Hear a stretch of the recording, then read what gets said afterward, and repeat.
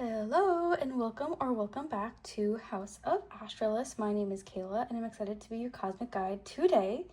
This spread will go over your month ahead. I'm posting this in June, but I do intend for this to find you at the perfect moment, regardless of space or time.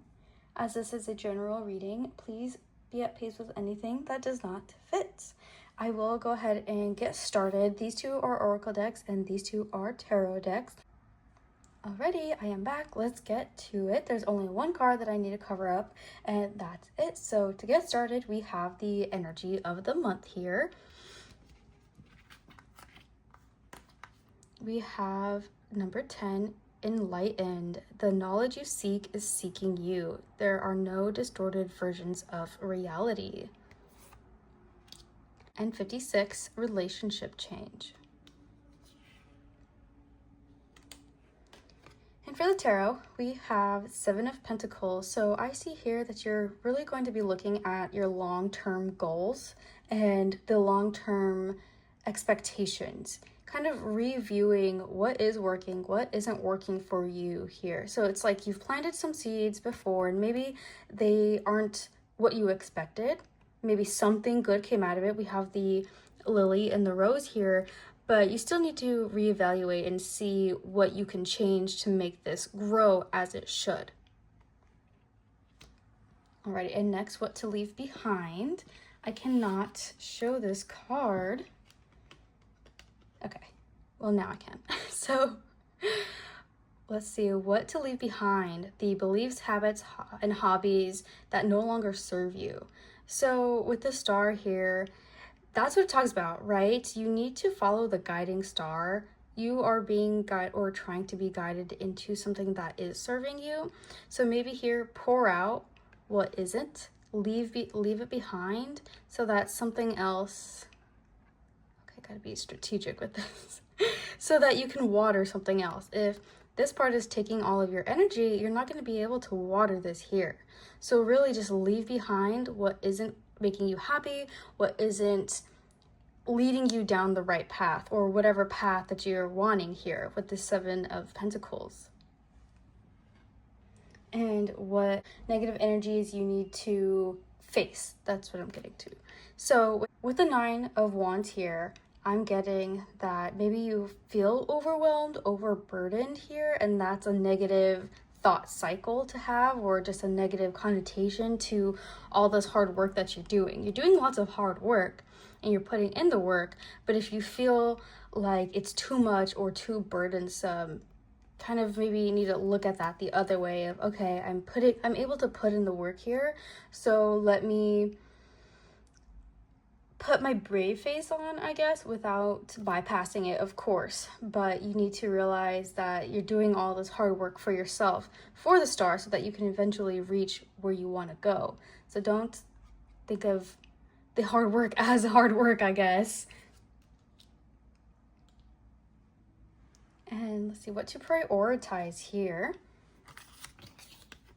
We have the 6 of Pentacles, so making sure that there's balanced reciprocity. So making sure that you're giving and receiving in equal amounts, or that it's at least equal to you and fair and balanced amongst whatever you're giving your time and energy into.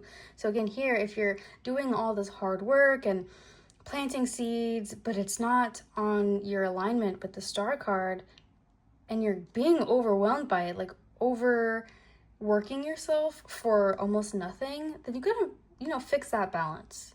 So prioritize balance in everything, your relationships with yourself, the energies, the time, anything you give out and bring in. And what positive energies to embrace? We have the Queen of Swords. So with that, embrace your boundaries. If something is keeping you out of balance, out of alignment, and not giving you the results that you would like in your life, make sure to have those boundaries to communicate what you want effectively and really stick to that. You gotta have effective communication. You have to be able to put the sword down and strike when needed. You don't want to do anything too soon or too harsh, but you still have to respect those boundaries, respect you and your alignment and your path here. So How can you better organize your life? What aspects need attention or clearing up? We have the Lovers. So with this card is the card of Gemini. And June is part of Gemini season, and this is when I am posting it. So you need to, again, organize, you need to have that balance. That balance, the yin, the yang, the duality of all things. And again, Six of Pentacles is really coming out with this one. You have to make sure that you are in balance. That's important here.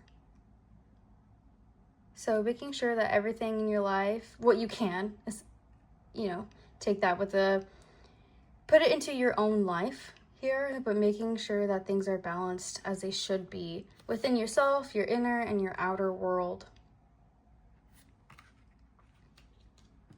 And with the numerology card here, so what or how can you better organize your life? We have 85, follow your dreams, follow your heart. If you're continuously doing something that isn't working out in your favor, maybe that's a sign, right? Things won't work out if it's not meant to be. So kind of look at and evaluate your life and see what's going on, where you can bring certain things out so that you can live more towards alignment here. And look, with that relationship change, and we have the Lovers, of course, this is not always about relationships, but this can be a relationship change between yourself. It can be the relationship between yourself and your hobbies, your duties, your dreams. Follow your dreams. And if your current ones have to change to make sure that you're aligned with the star here, gotta do it. Alrighty, and what is something that you can look forward to in your month ahead? We've got the Two of Cups.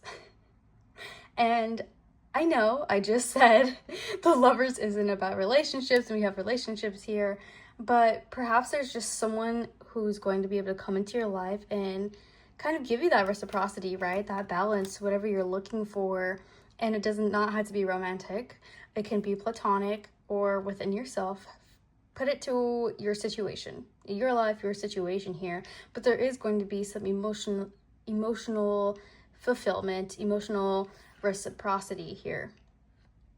So that is something to look forward to. Maybe you don't even realize it. It could be a shock. It could be something that's revealed to you later on. But we definitely see the opening as well, like with this Lotus. Maybe you're when you realize what your dreams are and what you're going to change and how you're going to do it, this opens up. This lets the waters flow for you so that you can drink from there, right? So you can have that emotional fulfillment.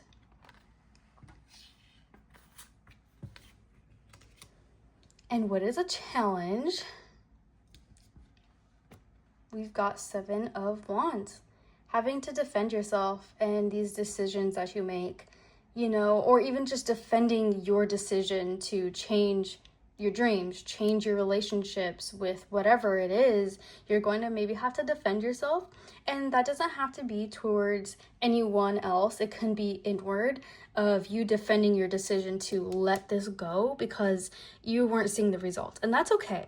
You have to come to terms with the fact that sometimes things just don't work out. And it doesn't have to be anything terrible, but it's all for the good of all.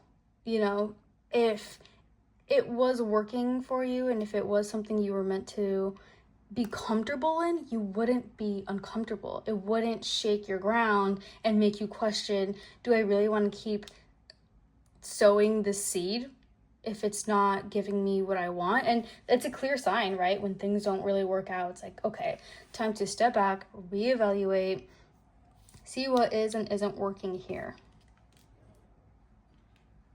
Awesome. And I do have some bottom of the decks that I want to get into because they are adding a lot more. So for the bottom of the deck of this oracle, we've got 27, Soul Remembrance. Clips of your lives once lived seep through your subconscious. Acknowledge these memories and that you chose to enter this dimension of experience for deep healing.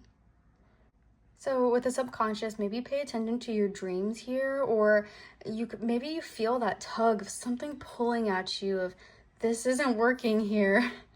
What else can I do? And it's like that tug of war, that game of tug of war here, and that balance of, okay, let me just take the leap, right? Let me take the leap. I have no idea, but why am I being called here? You won't know until you go ahead and try it out. And we've got the Empress. So this is very lovely as well. This is all about the flow state, the yin state of, I'm going to be abundant, and that's perfectly fine. I'm going to sit back because I know things take time, but I'm going to be patient and it'll all come to me in due time. She knows she will not miss what is hers. She is not going to miss out on anything that is hers, and she's okay with pivoting and changing when she needs to so that she can go ahead and live aligned to the star here. And the bottom of the numerology deck is 16, which correlates to the Tower in tarot. And at the bottom of the other tarot deck, we have Death. So again, we wouldn't have these Tower moments if we were aligned. We wouldn't have our foundation shaking. We wouldn't be questioning whatever we're questioning if it wasn't for the highest good or a better outcome in the end, because the Tower wants to crumble so that something beautiful and more aligned can grow from under it. Why would you stay in a tower, no matter how beautiful it may seem or comfortable it may seem, when you can live a more comfortable life after it? And with that, of course, there will be changes, there will be upheaval, but you've got to look at the other side of things and know, this change and this upheaval, sure, it may stink right now, but I know on the other end of it, I will be more aligned, more in balance, and happier. Just having that mind shift change. And of course, the Death card, again, something dying so that something new can be reborn. Rebirth. So changing the things in your life that are not working for you will bring about better alignment. It'll bring perhaps some changes and some hard lessons to learn or tough decisions to make, but ultimately you will be better for it. You will be more enlightened, and you will see what is and isn't working out for you. And there's nothing wrong with that. There's nothing wrong with changing your dreams. There's nothing wrong with deciding that you no longer want to live the life you're living. And simple change of mind and decisions will get you to where you want to go. You will be enlightened. And with that, that is all I have for you today. But I did want to pull one last card.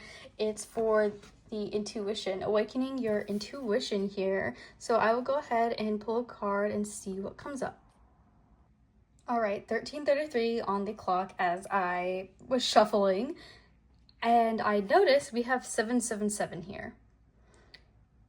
The 7 of Pentacles, the 1 and 6 equals 7 for rebirth, and then the 7 of Wands. And after the bottom of the deck, so after the Empress, what's there? 7 of Swords. I kind of love when that happens. Just so much comes out. Anyways, let's get back to it. So we have number 56, discern your gut instinct. The first strong intuitive hit you receive about a person, situation, or place can be a foreshadow, like a glimpse of hindsight. Gut instincts that remain consistent over time are especially worth heeding.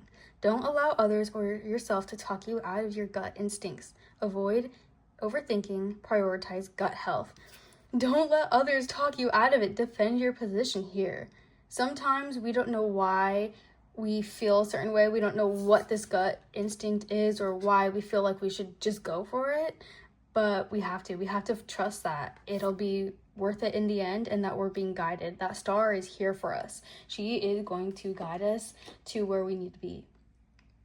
So with that, that is the end of your reading. I appreciate reading for you today. I hope you have a fantastic month ahead. Good luck. You've got this. Make those scary decisions, right? Again, follow your dreams, follow your alignment. And I look forward to reading for you again in the future. If you'd like a personal reading, my information is in the description down below. So thank you.